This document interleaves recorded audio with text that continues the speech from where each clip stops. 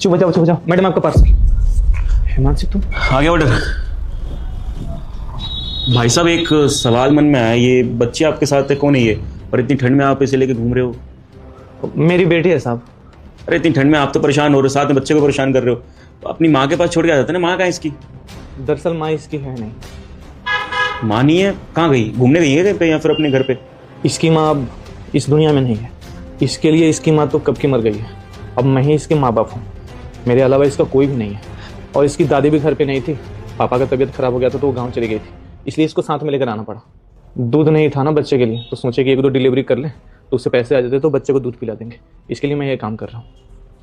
Oh sorry, माफ़ करना, मुझे पता नहीं था। तो आप एक काम करो, मेरे घर में ना दूध रखा हुआ है, मैं गर्म करके लाता हूँ, आप बच्चे को बिठाओ, साथ में बैठ जाना, थोड़ी देर के लिए आ जाओ। नहीं साहब, आप पैसे दे दूँ, मैं चला जाऊँगा। अरे पेमेंट तो मैं कर दूंगा, इंसान भी बड़ी चीज़ है ना। अच्छा थोड़ी लगता है बच्चे को लेकर परेशान हो रहे, बेचारी भूखे पेट घूम रही है। आप एक काम करो, अंदर बैठो, मैं गर्म करके लाता हूँ, सोचो मत, आ जाओ। ठीक है सर। बैठो। क्या नाम है बच्ची का? इसका सानवी पांडे। अच्छा, बड़ा ही प्यारा नाम है। हाँ जी। वैसे भाई साहब एक सवाल मन में आ रहा है मेरे, आपने ढंग से मुझे बताया नहीं। मतलब इसकी माँ नहीं रहती साथ में, इस दुनिया में नहीं है, कहाँ गई है? मैं जान सकता हूँ क्या हुआ है? नहीं, इसकी मम्मी ने गलती कर दी थी शादी करके हमसे, उसको बाद में रियलाइज हुआ।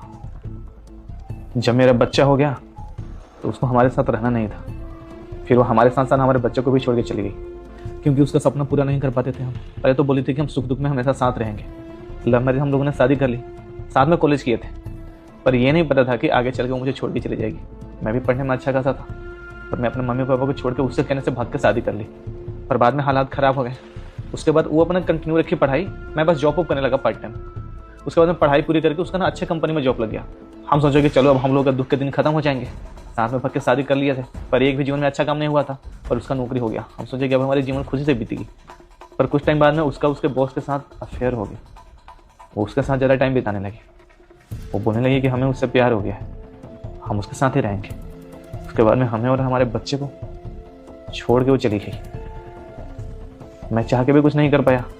एक मन तो किया कि जाके थाने में मैं कंप्लेन कर दूं कि मेरे साथ ऐसा ऐसा हुआ है। रुक जा बेटा, अगर तुम अपनी मम्मी पापा के लंबी उम्र की कामना करते हो तो इस वीडियो को लाइक और सब्सक्राइब जरूर करोगे, और वीडियो को शेयर करते ही आपकी मम्मी पापा की उम्र 50 साल बढ़ जाएगी। मेरे साथ तो छोड़िए, मेरे बच्चे के साथ ऐसा हुआ। इस चीज़ को मैं बर्दाश्त नहीं कर पाया। उसके बाद फिर मैं अपने घर पे बात किया, मैं अपने मम्मी को बुलाया। मम्मी आके बहुत उल्टा सीधा सुनाई मुझे, पर माँ तो माँ होती